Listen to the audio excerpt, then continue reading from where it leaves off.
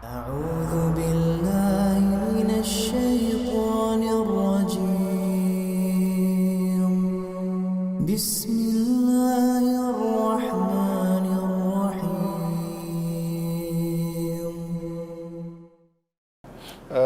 Pertanyaannya, saya saat ini bekerja sebagai TKI di Korea. Sebelum berangkat ke Korea, setelah sholat saya sempatkan berdoa, jika diizinkan sekali lagi berangkat, maka saya akan umrohkan kedua atau salah satu orang tua saya. Pertanyaannya, apakah itu termasuk nazar, Ustadz? Tetapi setelah menikah, saya utarakan hal tersebut kepada istri saya, dan istri saya agak keberatan dengan nazar saya. Lalu, apakah yang harus saya lakukan, Ustadz? Atau saya harus mengganti puasa selama 3 hari? Atau bagaimana, Ustadz? Syukron jazakallahu khair, silahkan dijawab, Ustadz. Ya.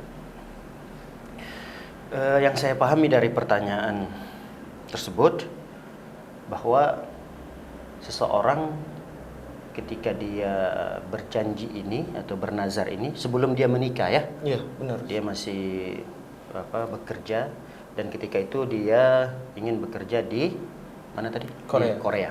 Nah, saya tidak mengerti lafaz yang dia ucapkan. Apakah itu dia lafazkan atau hanya sekedar terbesit dalam hatinya?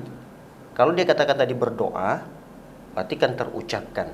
Nah, terucapkan di sini apa hanya sekedar azam atau tekad saja, cita-cita agar bisa mengumrohkan orang tuanya jika diberikan kesempatan untuk bisa berangkat lagi.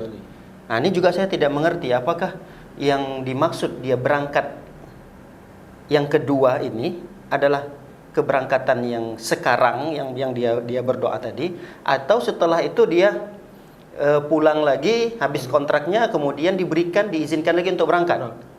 Nah, ini dilihat juga nih, ini konteksnya kita harus jernih dan betul-betul harus teliti, harus dia perinci permasalahannya. Kalau memang apa yang sudah dia niatkan tadi, apa yang dia harapkan, misalnya dia diberikan kesempatan untuk berangkat lagi, ternyata dikabulkan oleh Allah Subhanahu wa taala.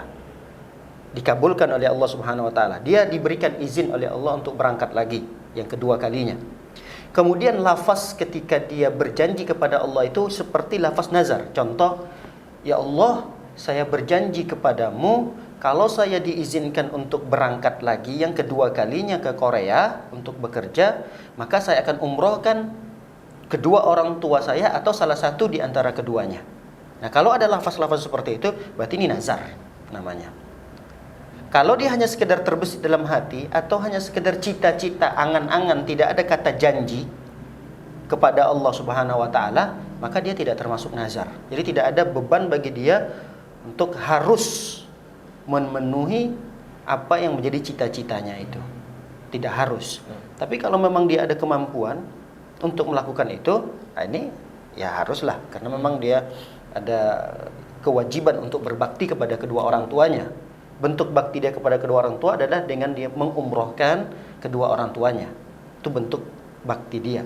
Nah, kalau memang saat ini ketika dia sudah berumah tangga, ternyata beban hidupnya sudah semakin banyak, kemudian dia utarakan kepada istrinya, istrinya juga melihat kemampuan ekonomi suami saat ini, jangankan untuk mengumrohkan, untuk mungkin kebutuhan rumah tangga, kebutuhan anak yang mungkin sudah sekolah, itu juga sulit, dalam kondisi sulit, berarti sah-sah saja ya. Istri mengatakan dan istri tidak setuju ketika sang suami mengutarakan keinginan itu.